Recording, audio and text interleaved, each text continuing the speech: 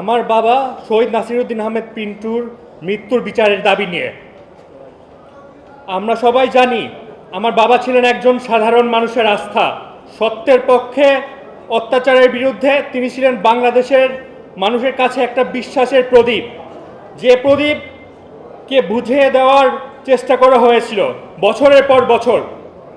তার পথ ছিল শুধু দেশের জন্য, মানুষের জন্য, দলের জন্য। কিন্তু আজ বাংলাদেশে প্রশ্ন একটা, কি কারণে এমন একজন সম্মানিত মানুষের জীবন নিয়ে নেওয়া হলো? আমি আজ এই মঞ্চ থেকে বলতে চাই, আমাদের পরিবারের 17 বছরের ক্রন্দন, 17 বছরের অর্থচাপ, 17 বছরের অন্যায় থেকে আমরা মুক্ত হয়ে দাঁড়িয়ে আছি।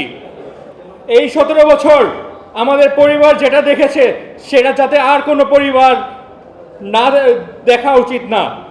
ফ্যাসিস্ট আওয়ামী লীগ শাসনে আমার বাবাকে কখনো মুক্তি দেওয়া হয়নি। আমি যখন মাত্র 6 বছরের, তখন পুলিশ আমার বাবাকে নিয়ে গেল। একটা ছোট ছেলের চোখের সামনে তার বাবাকে ছিনিয়ে নেওয়া হলো। আমার মা অনেক কষ্ট করে আজকে আমাকে আর আমার ভাইকে এই পর্যন্ত নিয়ে আসলো। এই 17 বছরে আমার বাবাকে একদিনের জন্য মুক্ত শ্বাস নিতে দেওয়া হয়নি। তাদের উদ্দেশ্য ছিল একটা, শহীদ নাসিরউদ্দিন আহমেদ পিন্টুর মনোবল ভঙ্গ করা, তার সম্মান ভঙ্গ করা, তার স্পিরিট ভেঙে ফেলা।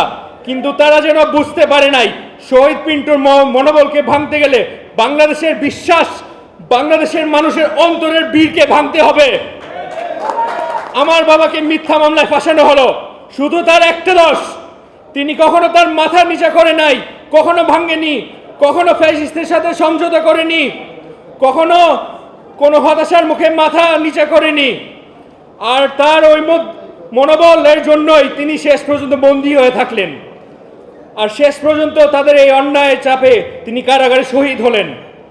আমার বাবাকে শরীর থেকে তুলে নেওয়া হলেও কিন্তু আমাদের অন্তর থেকে কখনো না। আমি আজ এই মঞ্চে থেকে একবার হত্যাকারীদের চোখে চোখ মিলিয়ে বলতে চাই, আমার বাবা শহীদ নাসিরউদ্দিন আহমেদ পিন্টুর দোষটা কি করেছিলেন? কি ছিল তার অপরাধ? কি ছিল তার সেই একমাত্র ক্রাইম যে আপনার জড়িত থাকা আমাদের বাবাকে বাবা হারা করে দিল? কিন্তু বাংলাদেশের মানুষ শুনছে, আর বাংলাদেশের এই প্রশ্নের উত্তর চাই। হ্যাঁ, আমি একটা ছেলে, কিন্তু ওই ছেলে তার বাবাকে হারিয়েছে। কিন্তু একটা মানুষের জীবনের মূল্য কি এত কম? একটি পরিবারকে ভেঙে দেওয়ার চেষ্টা কি শুধু কাগজের একটা সরকারি পত্র দিয়ে?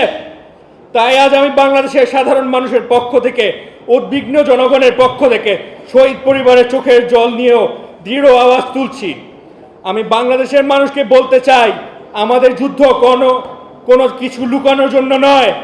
আমরা চাই সত্যের বিজয়, আমরা চাই বিচার, আমরা চাই যে আমার বাবা শহীদ নাসিরউদ্দিন আহমেদ মানুষের হৃদয়ে আজীবন বেঁচে থাকুক।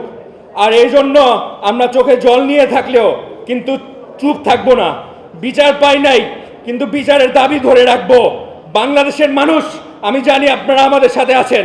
আপনাদের শক্তি, আপনাদের সাহস, আপনাদের দোয়ার উপর ভরসা করে আমি আজ এই দাবি তুলে ধরছি। আমি আমার বাবার হত্যার বিচার চাই।